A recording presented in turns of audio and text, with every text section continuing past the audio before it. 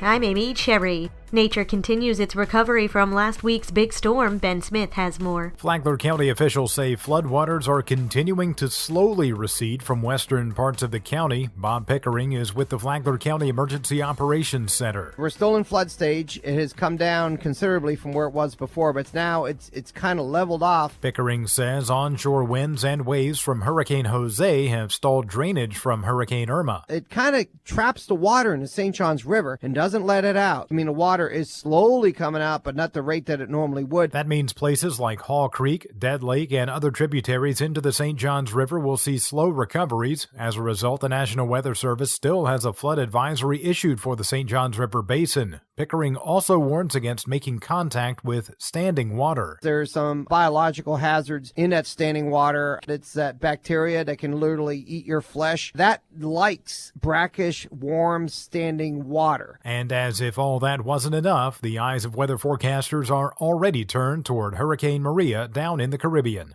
For Flagler's Morning News, I'm Ben Smith. This portion of WNZF Local News, a service of the Daytona Beach International Airport. Fly to the Big Apple in a New York minute on JetBlue from the Daytona Beach International Airport.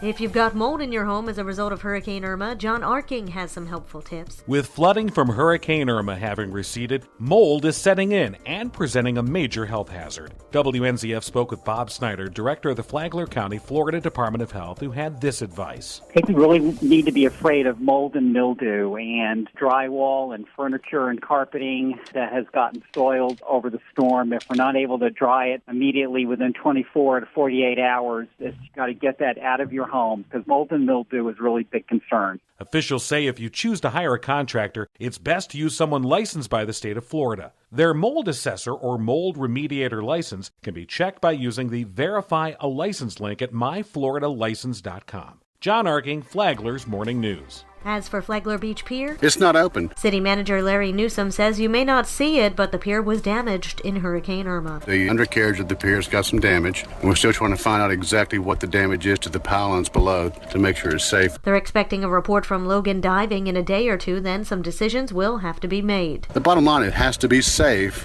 before we can let people out on it.